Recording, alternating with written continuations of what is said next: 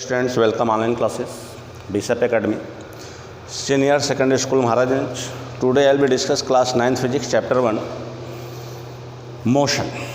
Student, in last video we are discussed some different type of the speed as like uniform speed, variable speed. Today I will be discuss average speed. तो what is the average speed? तो average speed का concept जैसे कि हम लोग uniform की तरफ से मानते हैं, लेकिन यूनिफॉर्म में क्या होता है कि इक्वल डिस्टेंस होता है और इक्वल इंटरवल ऑफ टाइम होता है। लेकिन एवरेज में हम लोग क्या निकालते हैं कि at which speed covered a journey in upward and downward in which case we are time taken same in both in going at return. तो एवरेज स्पीड का कॉन्सेप्ट होता है कि average speed of a body is the ratio of the total distance travel to the total time taken to the cover this distance। यानी that means जैसे मान लो ये journey है, जैसे मान लो कि हमें 50 किलोमीटर की जर्नी करनी है, तो 50 किलोमीटर जर्नी में क्या मान लो हमको लगता है 3 आवर्स का टाइम लगता है, सपोज दैट इन गोइंग जाने के लिए, एंड वी कम बैक और हम फिर इसको वापस आ रहे हैं, तो they are the time taken of the 2 hour. तो इस केस में कहा जाए कि what is the average speed. तो अगर हम एवरेज स्पीड की बात करें तो एवरेज स्पीड का कॉन्सेप्ट अब यहाँ पर जाएगा कि total distance upon total time.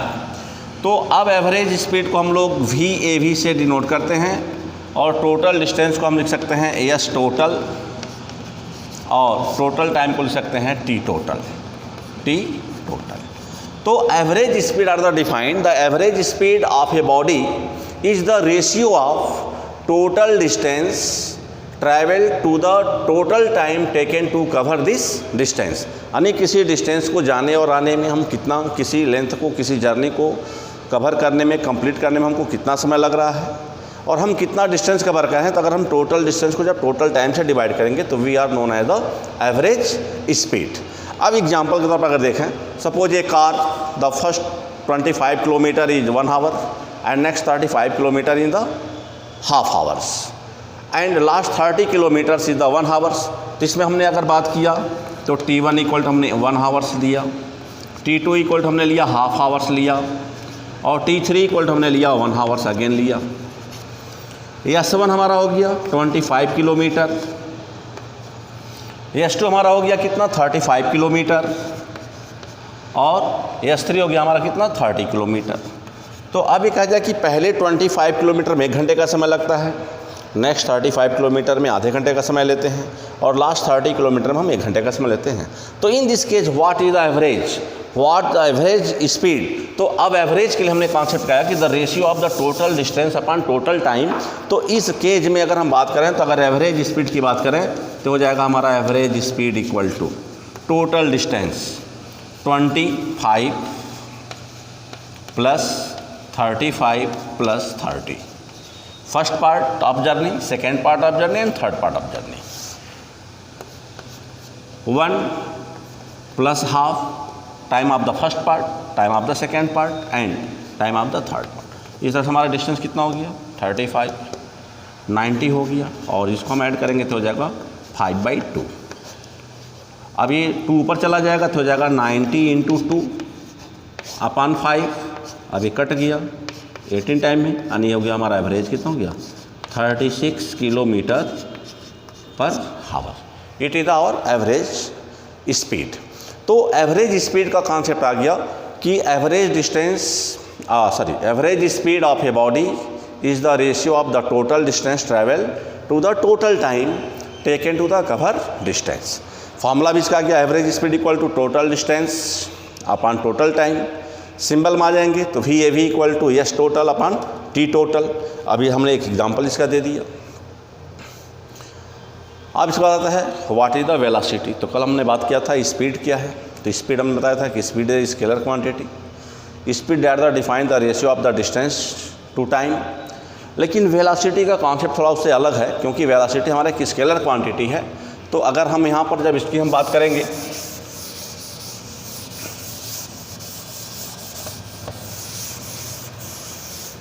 तो velocity is the defined as the time rate of change of displacement of the body तो time rate of change of displacement of the body और velocity the define as the distance travel by body in a unit time in a given direction. तो अगर कोई object motion में है तो किसी unit time में, वह यूनिट टाइम 1 मिनट भी हो सकता है, 1 सेकेंड भी हो सकता है, 1 आवर भी हो सकता है, but in a certain direction, लेकिन एक निश्चित दिशा में अगर वो मूव कर रहा है तो हम इसका कहेंगे वेलोसिटी कहेंगे। तो वेलोसिटी का बेस्ट डिफिनीशन होता है कि velocity is the define as the distance travel by a body in the unit time in a given direction. तो अब वेलोसिटी को अगर हम लिखना चाहें तो वेलोसिटी इक्वल टू क्या हो जाएगा, velocity equal to distance in direction, direction लिखें और अपन यहाँ पे क्या लिखें, टाइम लिखें। आर वेलोसिटी इक्वल टू एक आउट लिख सकते हैं, वेलोसिटी इक्वल टू डिस्प्लेसमेंट, क्योंकि जब हम डिस्प्लेसमेंट वर्ड लाएंगे तो इसमें डायरेक्शन इंक्लूड हो गया है, इसलिए डायरेक्शन लिखना जरूरी नहीं है। तो डिस्प्लेसमेंट अपॉन टाइम। तो अगर हम डिस्टेंस इन डायरेक्शन की बात करेंगे तब इसी डिस्टेंस इन डायरेक्शन को हम लोग क्या बोलते हैं, डिस्प्लेसमेंट बोलते हैं। तो अगर हम डिस्टेंस लिखते हैं तो इसके साथ इन डायरेक्शन लिखना मस्ट है, किसके लिए, वेलोसिटी के लिए। तो velocity is the define as the distance travel by a body in a unit time in a given direction, और इसका ये फार्मूला आ गया velocity equal to displacement upon time. अब यह कि if a body travel a distance S in time T second, suppose मान लेते हैं कि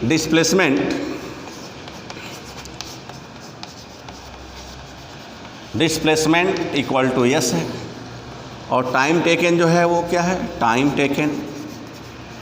टेकन क्या है, टी है। तो वेलोसिटी को हम कैसे डिनोट करेंगे, तो हो जाएगा velocity equal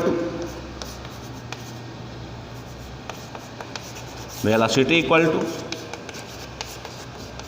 displacement upon time.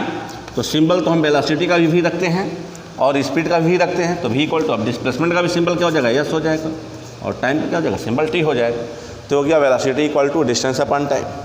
अब यहाँ पे हमने कल स्केलर और वेक्टर में डिफरेंस काउंट किया था, तो अब यहाँ पे नोट्स पे अगर आए तो नोट्स में हो जाएगा कि velocity is the vector quantity,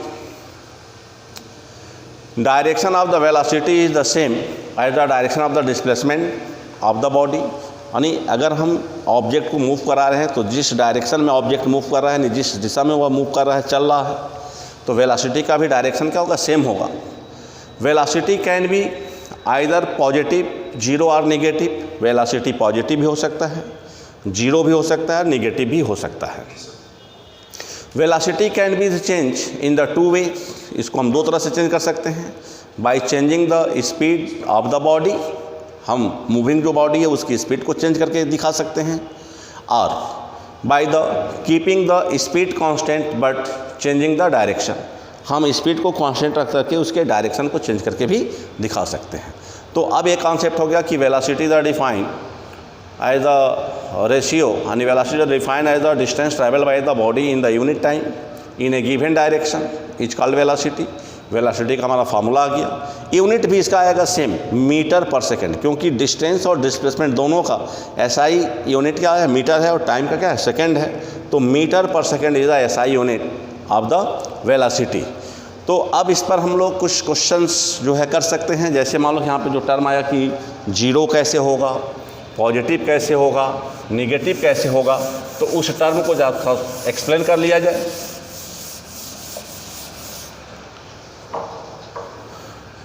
Suppose a object move in a certain direction from A to B. तो in this case their displacement be equal to length of journey from A to B. तो इस cage में जो हमारा displacement है वह AB के equal होगा, लेंथ ऑफ AB के इक्वल होगा, और जो ही A से B तक आने में जो टाइम लगा उसे हम जब डिवाइड करेंगे तो हमारी वेलोसिटी क्या होगा, डिफाइन हो जाएगा। सपोज दैट, अब दूसरे फिगर में हम आते हैं, इट बी कम बैक, मान लो कि ऑब्जेक्ट मूव भी किया और एक कम बैक भी होगा। तो अब यहाँ पे डिस्प्लेसमेंट हमारा जो होगा वह क्या हो जाएगा, डिस्प्लेसमेंट इक्वल टू जीरो हो गया, क्योंकि जितना यह फॉरवर्ड मूव किया पॉजिटिव उतना ही नेगेटिव डायरेक्शन में मूव किया, तो डिस्प्लेसमेंट जीरो हो गया। और जो ही हम डिस्प्लेसमेंट को टाइम से डिवाइड करें तो वेलोसिटी क्या हो गया, जीरो हो गया।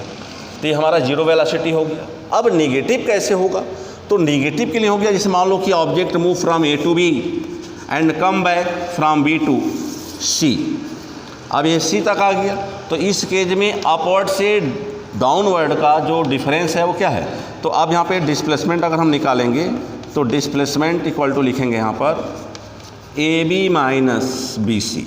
अब चूँकि बी सी ग्रेटर है तो यह हो गया B C is greater than A B, इसलिए हमारा डिस्प्लेसमेंट जो है DSIP हम बताए थे डिस्प्लेसमेंट क्या हो गया हमारा निगेटिव हो गया।